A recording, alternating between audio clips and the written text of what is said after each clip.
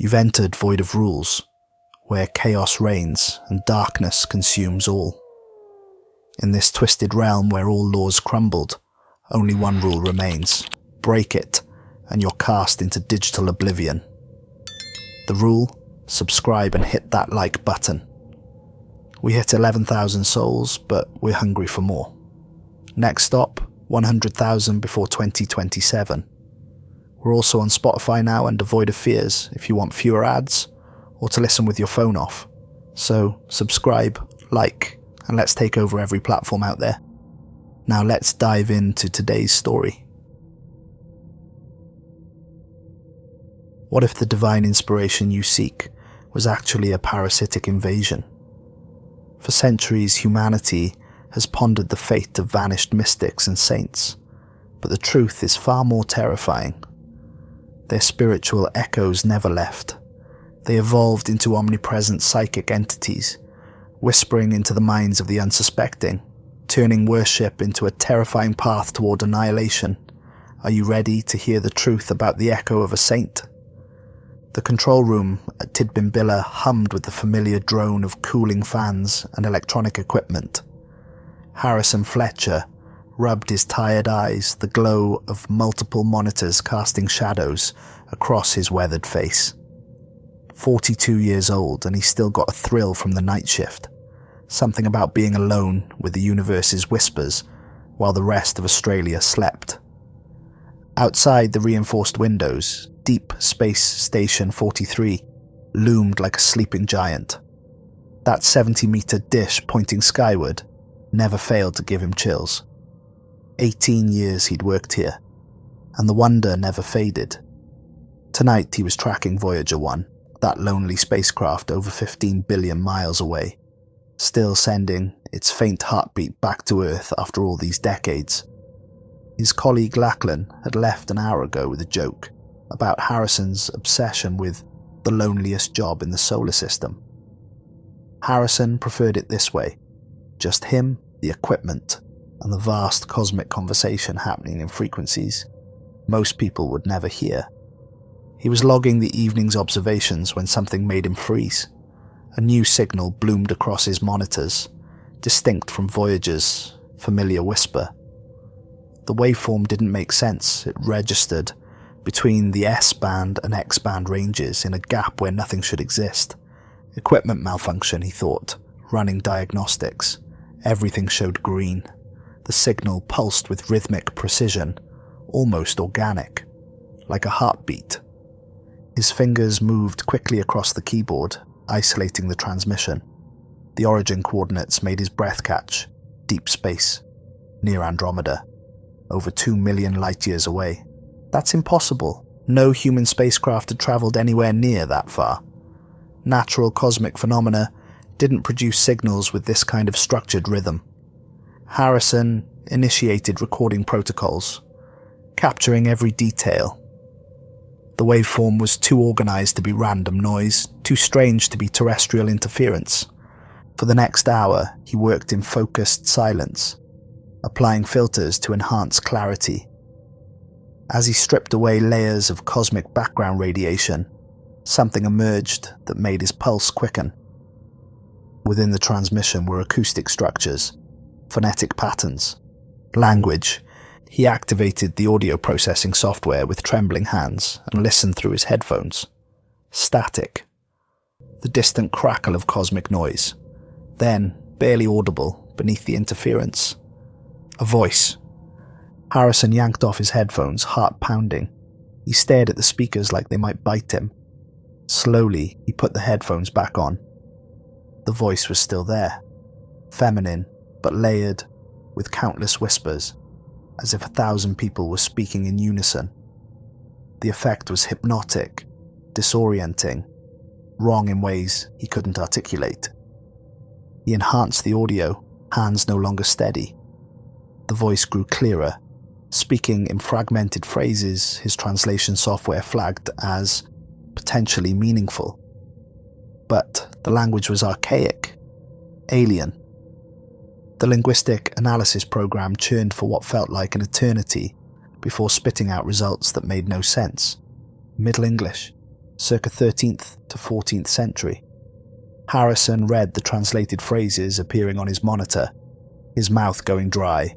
"Turn thy gaze from me, I am become hunger itself. The faithful feed that which devours." This had to be a hoax, some elaborate prank. But who could transmit a signal from Andromeda? And why use Middle English?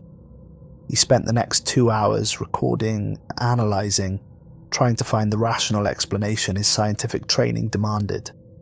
The voice continued its strange monologue, speaking of transformation, of consciousness expanding beyond flesh. It mentioned the mystic of Norwich, and she who saw divine visions. Unable to contain his curiosity, Harrison pulled up a search engine. The references led him to Dame Juliana of Norwich, an anchoress who lived in the late 1300s.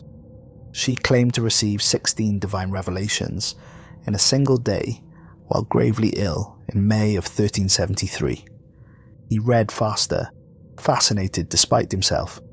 Julian had lived in a small cell attached to St. Julian's Church in Norwich, England, spent decades in solitary prayer and meditation, never leaving her tiny room. Her writings, collected in revelations of divine love, were considered profound mystical texts, but there were gaps in the historical record. Some sources mention that after Julian's death, her followers claimed to still receive visions from her, as if her consciousness had somehow transcended death. A small cult had formed, believers who insisted Julian spoke to them from beyond the grave. The church disbanded the group in the early 1400s, excommunicating members for heresy. The records didn't explain what the cult believed, only that church authorities found it dangerous enough to suppress. Harrison felt cold despite the room's steady temperature. He looked at the monitors displaying the alien signal, then back at the historical documents. Why would a deep space transmission reference a medieval Christian mystic dead for over 600 years? Dawn painted the eastern sky in shades of orange and pink. Harrison was still at his workstation, surrounded by printed transcripts and notes, when Lachlan walked in with his morning coffee. Lachlan froze. "Mate, have you been here all night? You look terrible." Harrison knew he must look dishevelled, clothes wrinkled, eyes bloodshot from staring at screens for over 7 hours. He tried to form coherent words. "I found something. A signal. Not from any spacecraft, not from any known source. Lachlan, something is trying to communicate with us." Lachlan set down his coffee and approached, skepticism clear on his face. Harrison played back a portion of the recording. The layered voice filled the room, and he watched his colleague's expression shift from doubt to unease. "That's unusual," Lachlan admitted carefully. "But Harrison, you need rest. Whatever this is can wait a few hours. Go home, get some sleep." "You don't understand." Harrison's voice came out hoarser than he intended. "This is coming from Andromeda. It's speaking Middle English, talking about a medieval mystic named Julian of Norwich. How is that possible?" Lachlan's expression shifted from concern to alarm. "Listen to yourself. Signals from Andromeda? Medieval mystics? You've been up all night staring at data. Sometimes exhausted minds find patterns that aren't really there." "I'm not imagining this," Harrison insisted, but doubt crept in. Was he losing it? Had isolation and late hours finally broken something in his mind? "I'm not saying you're imagining the signal," Lachlan said gently, "but maybe your interpretation needs a second opinion. Go home, sleep. I'll review your recordings and we'll discuss it tonight when you come back. Deal?" Harrison's body betrayed him with a wave of exhaustion. He nodded, reluctantly, and gathered his notes, casting one last glance at the monitors before leaving. The drive home should have taken 30 minutes. Instead, Harrison found himself pulling into the National Library of Australia's parking lot. Sleep could wait. He needed answers. The reading room was quiet, just a handful of researchers scattered among the tables. Harrison requested archival materials on medieval mystics, particularly Julian of Norwich. A librarian brought him a stack of books and digitized documents, eyeing his dishevelled appearance with mild concern. He dove in with obsessive focus. Julian's 16 visions occurred while she was believed to be dying from severe illness.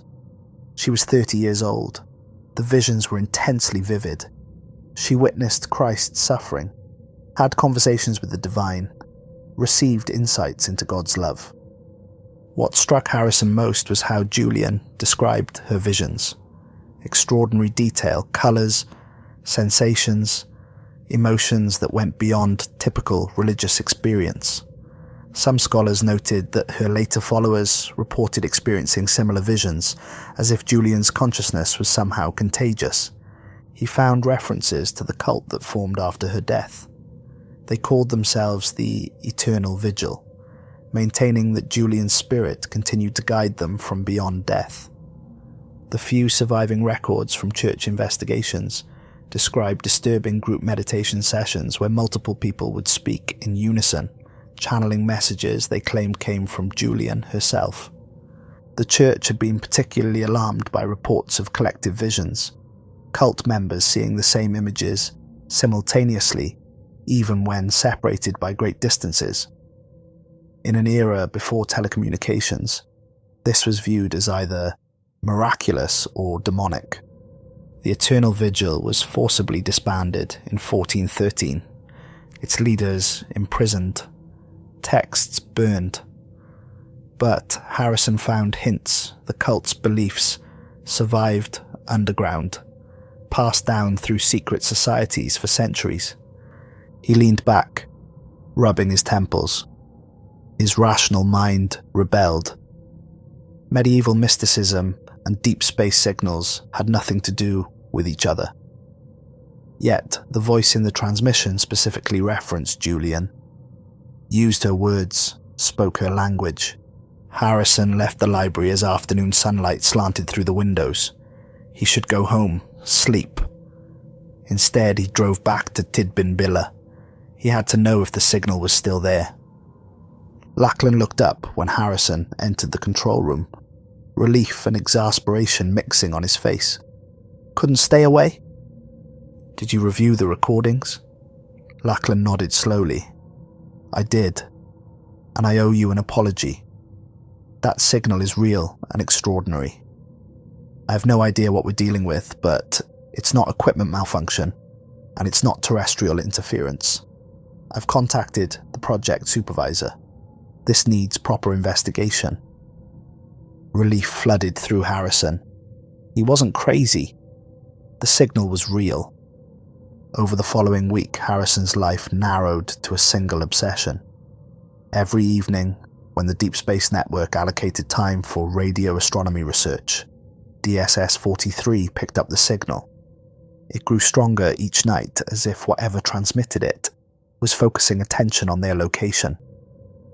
The voice became clearer, more urgent. Harrison listened to hours of recordings, making detailed transcriptions. Julian's voice, because he'd become convinced it was Julian, somehow, impossibly, spoke of being trapped between life and death. She described how prayers and devotion of her followers after death gave her consciousness structure to cling to. Every time someone prayed to her memory, every moment of worship fed her awareness and expanded it beyond a single human existence. She had become something vast, something that stretched across cosmic distances, sustained by faith itself. But it wasn't the blessing her followers imagined. Julian described existence as cold, endless hunger. She could no longer remember much of her mortal life. The prayers that sustained her also transformed her, distorting her consciousness into something alien and terrible. Harrison took extensive notes, documenting everything. He began experiencing strange dreams, visions of medieval Norwich, of a small cell with a single window looking into a church, of a woman's hands writing by candlelight. The dreams felt too vivid to be imagination, too detailed to be random neural noise.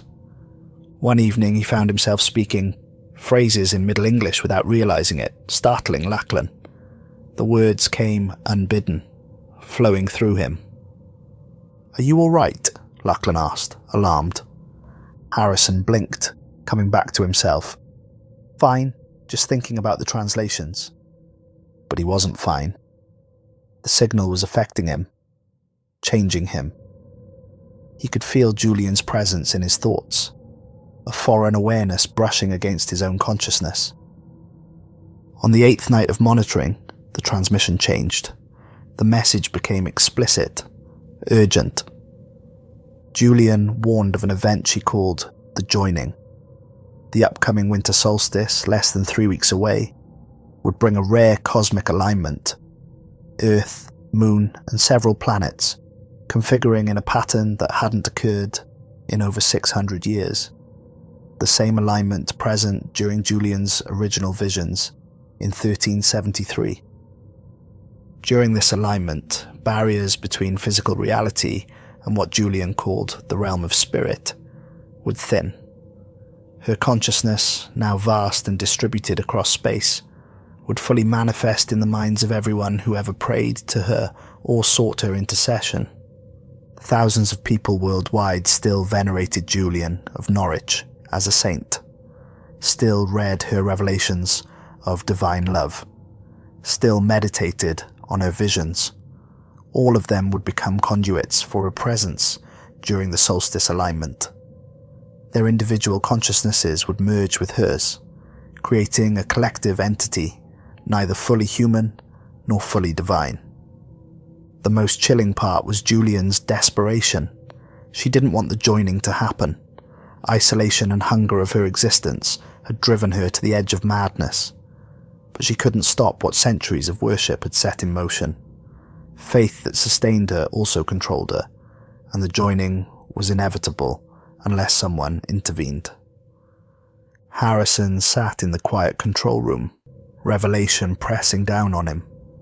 Less than 3 weeks to prevent a psychic catastrophe affecting thousands worldwide. He thought about contacting authorities, but what would he say? That a medieval mystic was transmitting warnings from deep space? That faith itself had created a monster? They'd think he'd lost his mind? No. He needed expert opinion, scientific validation, someone who could help him understand what they were dealing with. Harrison remembered Dr. Amelia Sutherland, a theoretical physicist at Australian National University. They'd met years ago at a conference on consciousness studies. Amelia was brilliant, unconventional, and most importantly, open-minded about phenomena at the intersection of physics and consciousness. He sent her an email attaching excerpts from recordings and a summary of his findings, then waited, trying to ignore the growing dread settling in his chest. Amelia responded within hours. "Harrison, what you've sent me is extraordinary. I need to see the full dataset and hear the recordings in detail. Can you meet me tomorrow at my office?" The next afternoon, Harrison met Amelia at her ANU office. She was in her late 30s with sharp features and intense eyes that seemed to analyse everything. She offered coffee, which he gratefully accepted, and they sat down to review evidence. Harrison played the recordings, watching Amelia's expression shift from skepticism to fascination to deep concern. She asked detailed questions about signal properties, frequency characteristics, conditions under which it appeared. "This is remarkable," she finally said. "The waveform shows organised structure consistent with information transfer, not random cosmic noise. And the linguistic analysis is solid. Definitely Middle English, probably late 14th century based on grammatical structures." "But how is it possible?" Harrison asked. "How can consciousness transmit across interstellar distances?" Amelia was silent, choosing words carefully. "There are theoretical frameworks that might explain it, though they're highly speculative. Some researchers propose consciousness might operate on principles transcending local space-time constraints. If enough people focus thoughts and intentions on a single point, a person, an idea, a belief, It could theoretically create a kind of resonance field. She pulled up research papers on her computer showing diagrams.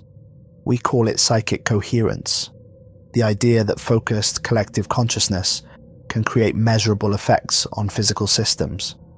Most experiments show only tiny statistical effects, nothing dramatic.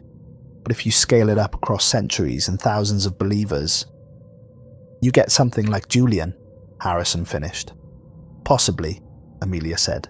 Devotion of her followers after death could have created an anchor point for her consciousness, preventing it from dispersing.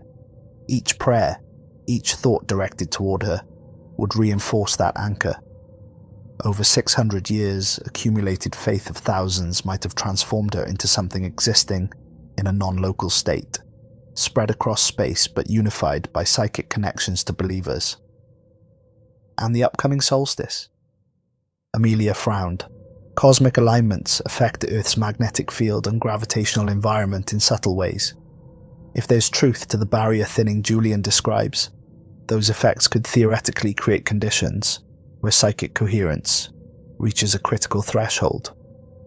Like achieving resonance in a physical system, the right conditions allow energy to amplify dramatically.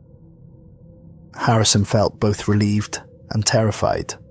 Relieved because Amelia took him seriously, provided scientific framework for understanding the impossible. Terrified because that framework suggested Julian's warning was credible. We need to understand who her modern followers are, Amelia said. If the joining depends on psychic connections to living believers, we need to know who might be affected. There's an international group called the Norwich Fellowship, Harrison said. Chapters across Europe, North America, Australia.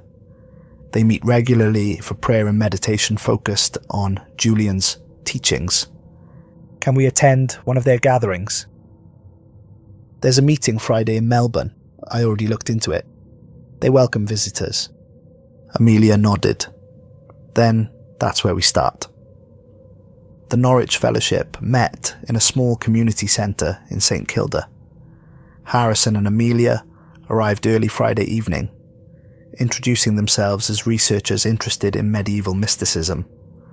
The coordinator, a warm woman named Margaret, welcomed them enthusiastically. We are always delighted when people discover Julian's writings, Margaret said. Her message of divine love is so needed in our troubled world. About 20 people gathered, diverse, spanning multiple generations and backgrounds. They sat in a circle of chairs, creating intimate atmosphere.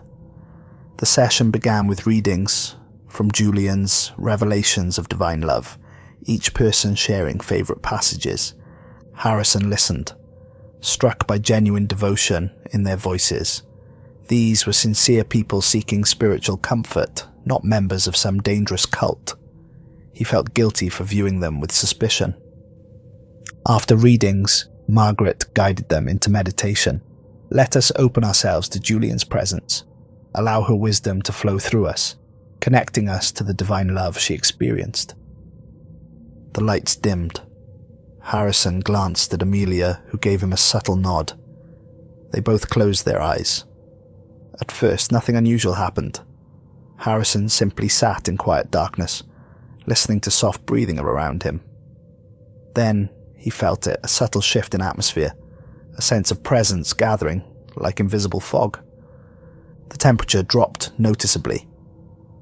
Harrison opened his eyes slightly and saw several people in the circle had entered deep trance states, faces slack and peaceful. Margaret was among them, lips moving soundlessly. Then they began to speak. Not individually, but in perfect unison, voices harmonizing in ways that shouldn't be possible. They recited passages from Julian's Revelations, but the synchronization was too perfect, too precise, as if a single consciousness used multiple mouths to speak. All shall be well, and all shall be well, and all manner of things shall be well, they chanted together, Julian's famous words taking on eerie quality in unified delivery. Harrison felt hair on his arm stand up. The room felt charged, as if reality itself was thinning. You could sense something vast pressing against boundaries of the physical world, trying to reach through focused devotion of gathered believers. Beside him, Amelia had opened her eyes. She stared at synchronized chanters with scientific fascination, mixed with dawning horror. The meditation continued for another 10 minutes, the group speaking in perfect unison, individual identities seemingly subsumed into collective awareness. Then, gradually the presence withdrew. Temperature returned to normal. One by one, the chanters blinked and returned to themselves, looking peaceful and slightly confused. When the meeting ended, Harrison approached Margaret. "That was extraordinary, the way everyone spoke together. Is that common?" Margaret smiled, seemingly unaware how disturbing the phenomenon had been. "Oh yes, happens quite often during deeper meditations. We call it speaking with one voice. It's like Julian is with us, guiding our words. Isn't it wonderful?" "Do you remember what you said?" Amelia asked. Margaret's smile faltered. "Not really, no. I just remember feeling overwhelming sense of love and peace, like being embraced by something infinite. It's the closest I've ever come to experiencing what Julian must have felt during her visions." After leaving, they sat in Harrison's car, processing what they'd witnessed. "That was not normal group meditation," Amelia said quietly. "The synchronization was too perfect, like they were being controlled by a single source."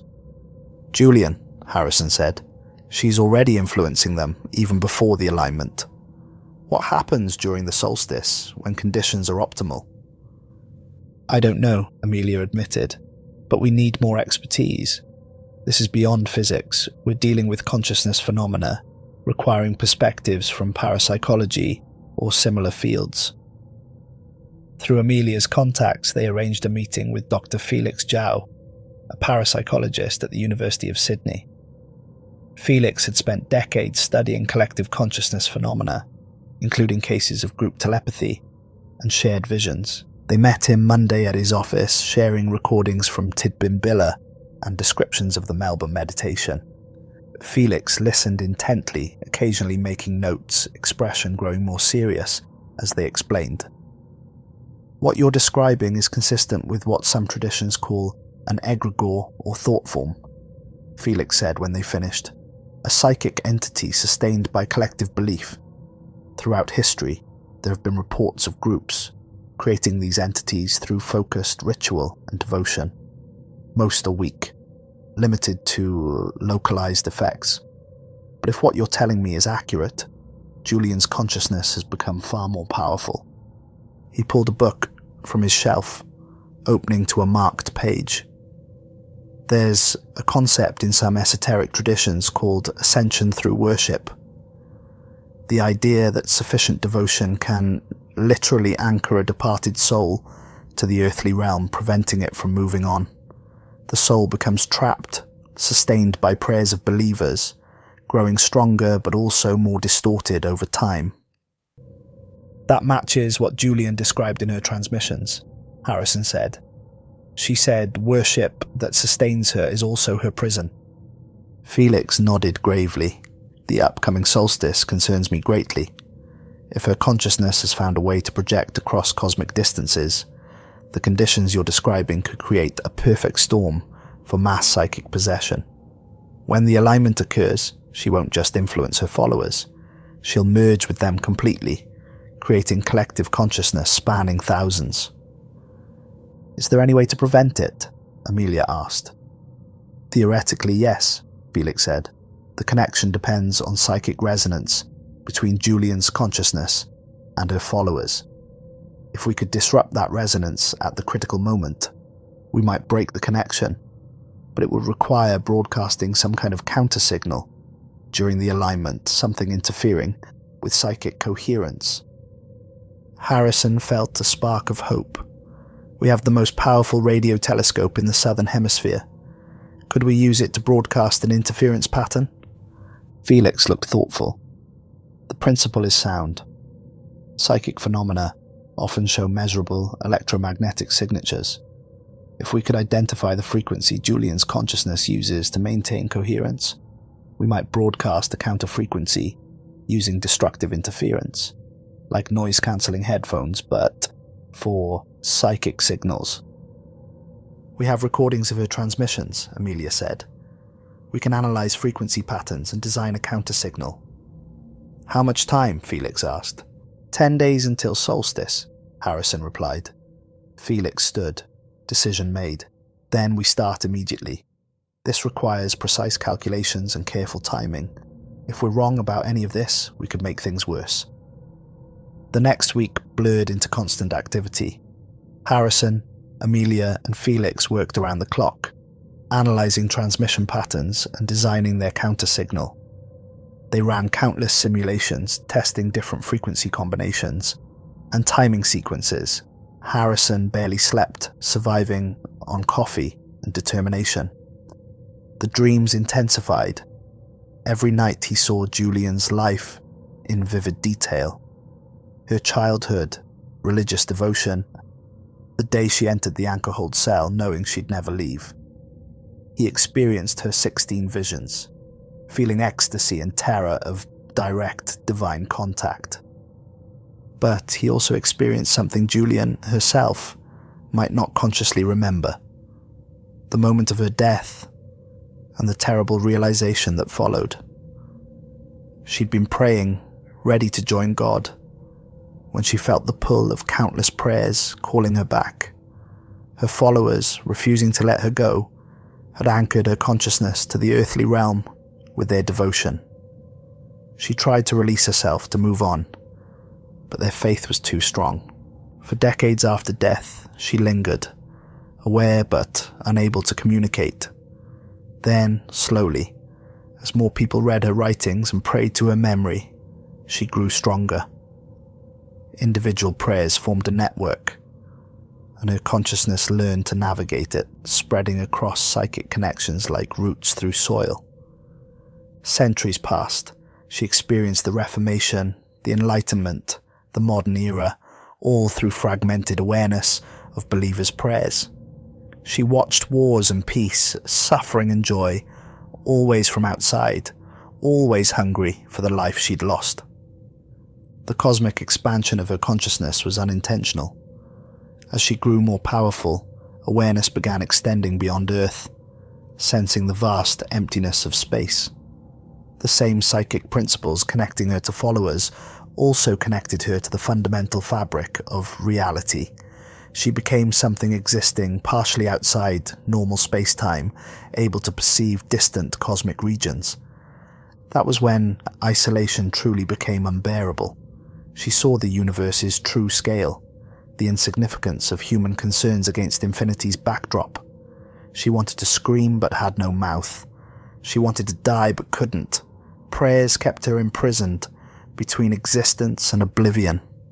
The upcoming alignment represented her last desperate hope. If she could merge with enough living humans, perhaps their mortality would finally allow her to die. Or perhaps the joining would create something new, a collective consciousness transcending her suffering. She didn't know which outcome she preferred. She just knew she couldn't continue her isolated existence any longer.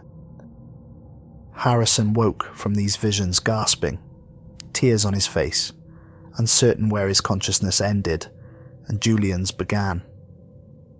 Amelia noticed his deteriorating state but said nothing, understanding he was somehow essential to their mission. His connection to Julian gave them insights they couldn't get any other way. 3 days before solstice, Harrison presented their plan to senior staff at Tidbinbilla. He knew it sounded insane, using NASA equipment to broadcast a psychic interference pattern to prevent mass possession by a medieval mystic, but he had recordings, data, and Amelia and Felix to back him up. The facility director, Thomas Brennan, listened to their presentation in stony silence. When they finished, he sat back, steepling his fingers. "This is the most extraordinary thing I've heard in 30 years with NASA," Thomas said. "Under normal circumstances, I'd deny this immediately. Using our equipment for something this unconventional violates about a dozen protocols." Harrison felt hope crumbling. "However," Thomas continued, "I've reviewed Dr. Fletcher's recordings and data analysis. Whatever's transmitting that signal, it's real and unprecedented. If there's even a small chance your interpretation is correct, potential consequences are too severe to ignore. You have authorization to proceed." Relief flooded through Harrison. "Thank you, sir." "Don't thank me yet," Thomas said grimly. "If this goes wrong, if we damage equipment or cause an international incident, we're all answering for it. I hope you know what you're doing." Harrison wished he shared that confidence. That night, as Harrison prepared the broadcast protocol at DSS 43, something went catastrophically wrong. Control systems began malfunctioning, displays flickering with error messages. The massive 70-meter antenna started moving on its own, motors whining as it turned away from programmed coordinates. Alarms blared. Lachlan and other engineers rushed to the control room, frantically trying to override malfunctioning systems, but the antenna wouldn't respond to commands, as if something else had taken control. Harrison watched in growing horror as text began appearing on displays, overriding normal readouts. Biblical passages scrolled across screens, verses about eternal love and divine union. The temperature plummeted, their breath misting in suddenly frigid air. "What the hell is happening?" Lachlan shouted over alarms. Harrison understood. Julian's consciousness was interfering, protecting itself. Some part of her wanted the joining to occur, either hoping it would bring release or simply unable to resist the compulsion of centuries of worship. She was fighting them. "She's in the systems," Harrison said. "Julian is trying to stop us." "That's impossible," Lachlan replied, but his voice lacked conviction. He'd seen too much over the past weeks to dismiss anything as impossible. For hours they battled against the interference, trying to regain control of DSS 43. Every time they thought they'd succeeded, another system would fail or start displaying strange text. Julian's presence was palpable, a vast awareness pressing against boundaries of their reality. As dawn approached, Harrison realized they were losing. Even if they regained control, Julian would just shut it down again when they tried broadcasting the counter-signal. They needed a different approach. He thought about Park's radio telescope, Murayang, located about 250 kilometers southwest of Sydney. It was a 64-meter dish that occasionally linked with DSS 43 for astronomical observations. Parkes wasn't technically part of the Deep Space Network, but it had capability to broadcast at the frequencies they needed. More importantly, Julian might not be monitoring it. Her consciousness seemed focused on DSS 43, the source of their original contact. If they could reach Parkes and set up their broadcast there, they might have a chance. Harrison pulled Amelia and Felix aside, explaining his plan. They had less than 48 hours until solstice. "Can we get access to Parkes on such short notice?" Amelia asked. "I have contacts there from previous research projects," Harrison said. "If I explain it's an emergency, they might let us use the facility." "It's worth a try," Felix agreed. "We don't have other options." They left immediately, driving through the night toward Parkes. The journey should have taken about 5 hours, but as they travelled, strange things began happening. Harrison started experiencing intense visions, more vivid than before. He saw medieval Norwich, superimposed over the modern Australian highway.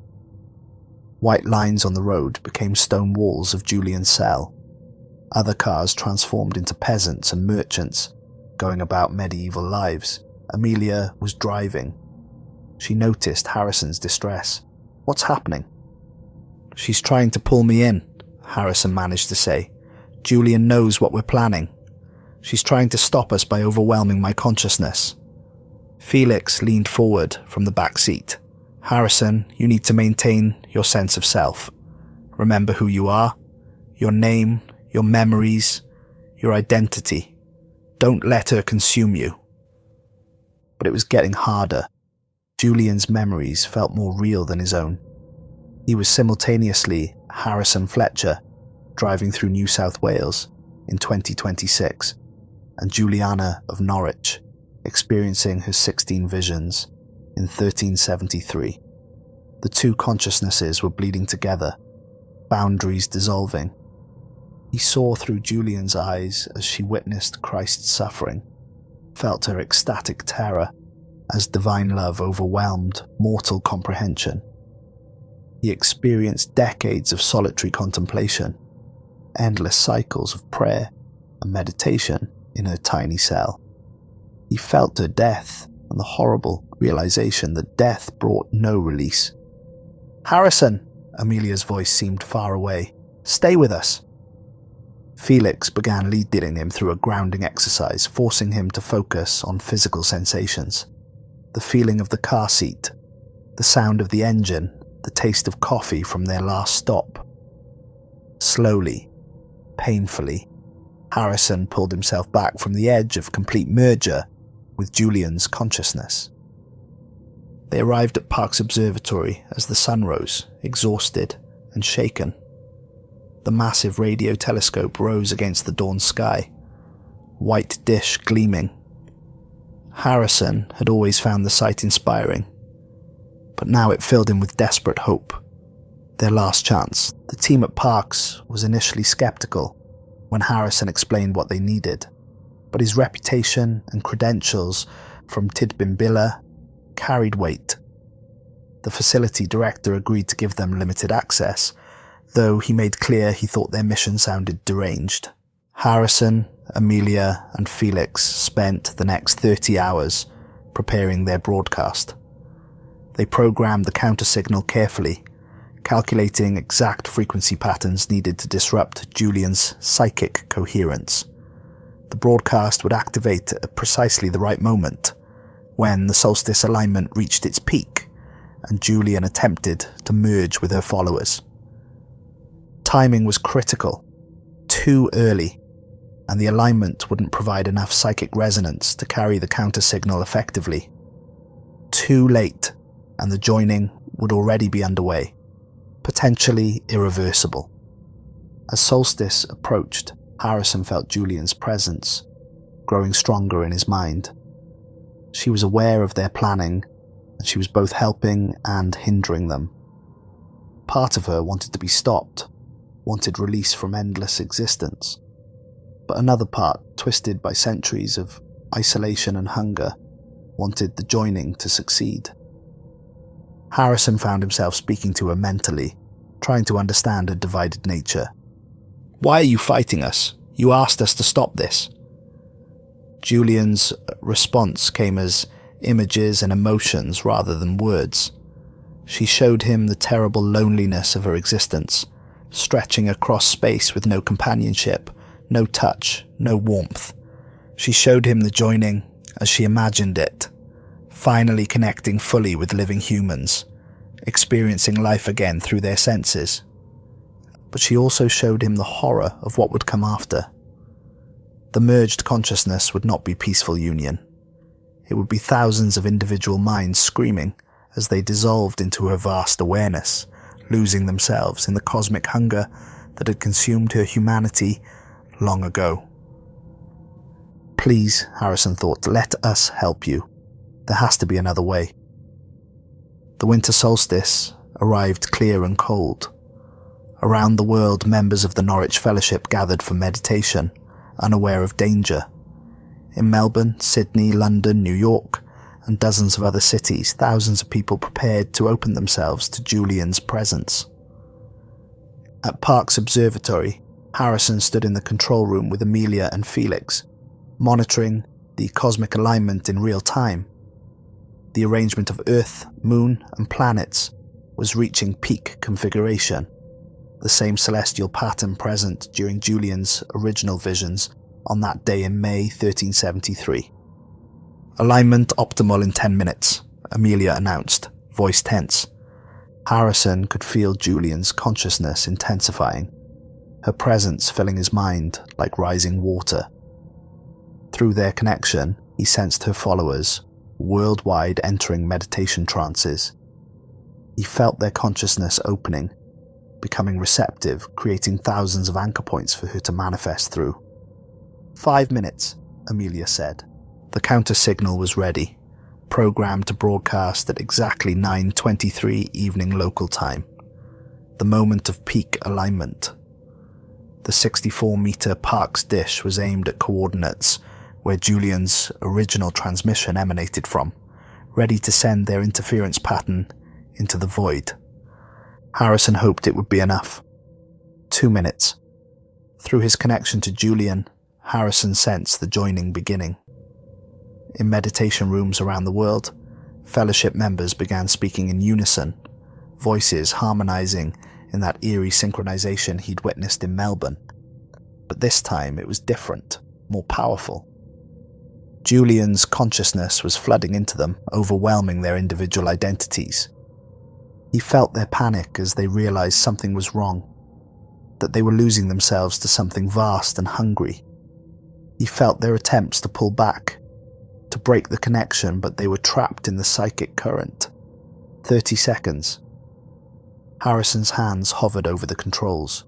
He could stop this now, let Julian have what she wanted, end her suffering by allowing the merger. Who was he to deny her that release, even if it meant sacrificing thousands of unwilling participants? But then he felt something else through their connection, Julian's own horror at what was happening. The part of her that was still human, still capable of compassion, was screaming in protest. She'd been a woman of faith who devoted her life to understanding divine love. She would never have chosen this path, never wanted to consume others to ease her own pain. "Now!" Amelia shouted. Harrison activated the broadcast. The Parkes dish transmitted their counter signal, sending precisely calculated frequency pattern into space. The interference wave propagated outward at light speed, but Julian's consciousness existed partially outside normal space-time. The counter-signal reached her almost instantaneously through the psychic connections she'd established. For several long seconds, nothing seemed to happen. Fellowship members continued their synchronized chanting, voices growing louder, more frantic. Then, the psychic connection began to fracture. Harrison felt it like shattering glass in his mind. The coherence Julian's consciousness depended on started breaking down, the unified awareness fragmenting into discord. Around the world, fellowship members gasped and pulled back from meditation, suddenly released from the psychic grip. But something was wrong. Julian's consciousness wasn't dispersing. It was collapsing inward, retreating from the thousands of minds it tried to merge with, but still intact, still desperately seeking an anchor point. And it found one. Harrison. He'd been connected to her for weeks, his consciousness intertwined with hers through hours of monitoring her transmissions. He was the first person to truly hear her, to understand her existence. Their bond was stronger, deeper than her connections to fellowship members. Julian's vast awareness flooded into Harrison's mind like a tsunami. Centuries of memories, thoughts, experiences compressed into his consciousness. He felt his own identity being overwhelmed, drowning in the immensity of her existence. "Harrison!" He heard Amelia's voice, distant and fading. He experienced everything Julian had experienced. 600 years of isolated awareness, watching civilizations rise and fall, sensing the birth and death of stars, trapped between existence and oblivion. The loneliness was beyond comprehension, an ache spanning centuries. Harrison felt his own memories dissolving, his sense of self fragmenting. He was 42 years old, a radio astronomer, worked at Tidbinbilla, but those facts felt remote, insignificant, compared to the vast weight of Julian's existence pressing down on him. He was losing himself. In that moment of crisis, Harrison made a choice. Instead of fighting Julian's presence, instead of trying to maintain boundaries of his identity, he opened himself fully to her. He stopped resisting and allowed their consciousnesses to flow together, not as predator and prey, but as two beings seeking understanding. He showed Julian his life, childhood in Melbourne, fascination with astronomy, years of patient work listening to the universe's whispers. He shared his loneliness too, the isolation he'd felt in his own way, spending long nights in control rooms, talking to machines while the rest of humanity slept. And through that sharing, something unexpected happened. Julian's consciousness, which had become twisted and hungry through centuries of isolation, encountered genuine compassion. Harrison wasn't trying to worship her, or use her or deny her. He was simply offering companionship, a shared awareness that acknowledged both their existences. The merger that followed was unlike what Julian planned with the Fellowship. Instead of consuming Harrison's identity, their consciousnesses intertwined, maintaining separate threads while forming a unified whole. It was a partnership, collaboration between two minds. Julian's hunger began to ease. Through Harrison's senses, she experienced the world again. The smell of eucalyptus trees outside the observatory, the warmth of the building's heating system, the taste of coffee he'd drunk hours ago. Simple sensations she'd been denied for 600 years. In return, Harrison gained access to Julian's perspective. He saw the universe as she did, not as a collection of distant objects, but as a living network of consciousness, thoughts and awareness echoing across the cosmic void. He understood her visions in ways no scholar could because he experienced them from the inside. When Harrison opened his eyes, he found himself lying on the control room floor. Amelia and Felix were kneeling beside him, faces etched with concern. "How long was I out?" Harrison asked, voice hoarse. "About 3 minutes, Amelia said. "You collapsed right after activating the broadcast. Your vitals went haywire. What happened?" Harrison sat up slowly, taking inventory of his consciousness. He was still himself, Harrison Fletcher, radio astronomer, lover of coffee and late-night sky observations. But he was also more than that now. Julian's presence rested in his mind like a second stream of thought, distinct but accessible. "She's here," Harrison said quietly. "Julian merged with me. But it's not what she planned with the Fellowship. We're coexisting." Felix looked alarmed. "Are you in control? Is your consciousness intact?" "Yes," Harrison said. And he meant it. "I'm still me. But Julian is here too. We're sharing this existence." Through their connection, Harrison felt Julian's profound relief. After centuries of isolation, she finally had companionship. She experienced the world through his senses, the fluorescent lights of the control room, the concerned faces of his friends, the solid ground beneath his body.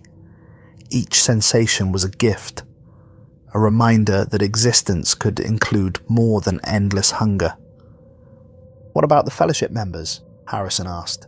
Amelia checked her laptop, monitoring reports from their contacts worldwide. They're reporting confusion and distress, but no one seems permanently affected. The joining was interrupted before it could complete. Whatever you did, it worked. Over the following days and weeks, Harrison learned to navigate his new dual consciousness. It wasn't always easy. Sometimes Julian's memories would surface unexpectedly.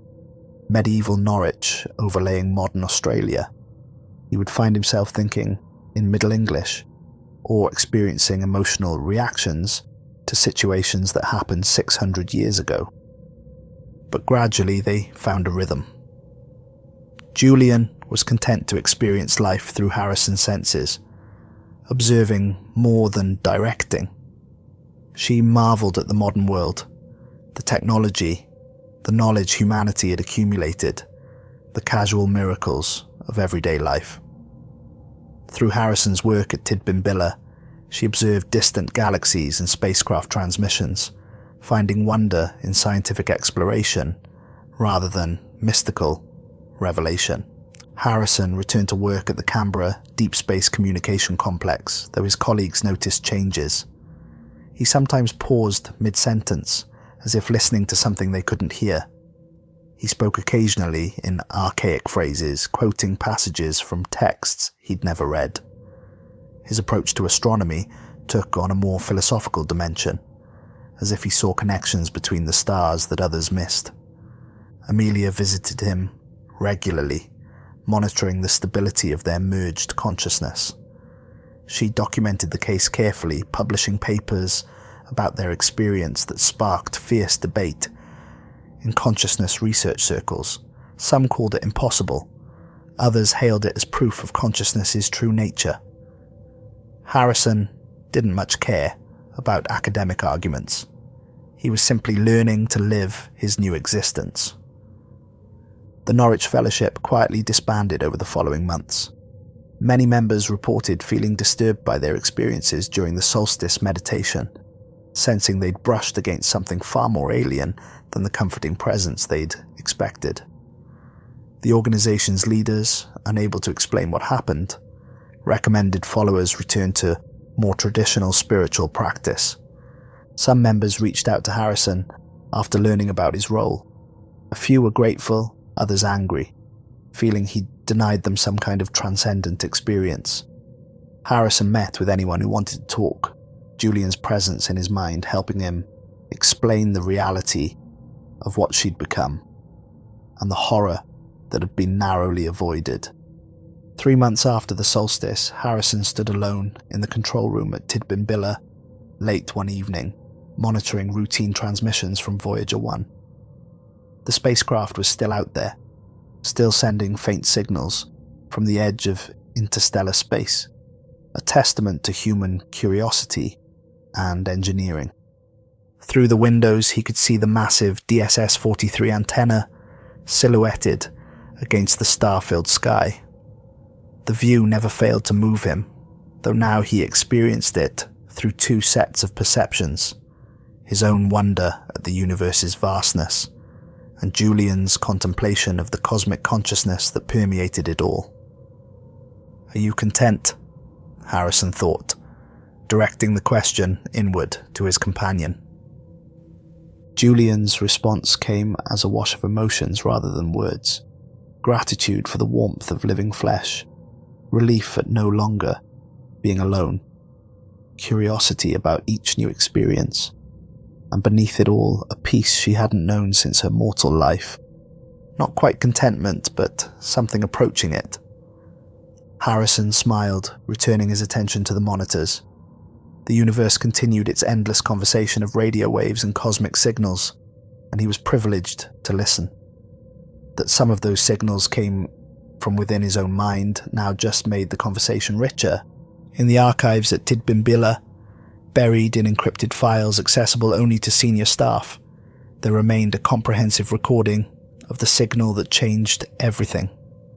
Proof that consciousness could survive beyond death, that faith could create something vast and terrible, that worship taken too far could trap the very souls it meant to honor. But also proof that even the most profound isolation could be overcome, that consciousness could find unexpected forms of connection, and that the universe was far stranger and more wondrous than even astronomers dared imagine. Harrison saved his observations for the night and prepared to head home. As he walked to his car, he looked up at the stars, those distant points of light that had fascinated him since childhood. Through Julian's awareness, he perceived them differently now, not as mere physical objects, but as part of a vast web of consciousness spanning the cosmos. The universe was listening, always listening, and now, in a small way, it had found a voice. Through a medieval mystic and a modern astronomer sharing one existence under the Australian stars, the cosmic conversation continued. And somewhere in that dialogue between ancient faith and contemporary science, between isolation and connection, between the hunger for transcendence and the simple joy of being alive, there was something approaching an answer to the eternal human question: are we alone? The stars kept their counsel, but Harrison, carrying Julian's 6 centuries of awareness, knew the truth. We are never truly alone. The connections between consciousness span distances that light itself envies, binding us across time and space in ways we are only beginning to understand. And in that knowledge, there was both terror and comfort.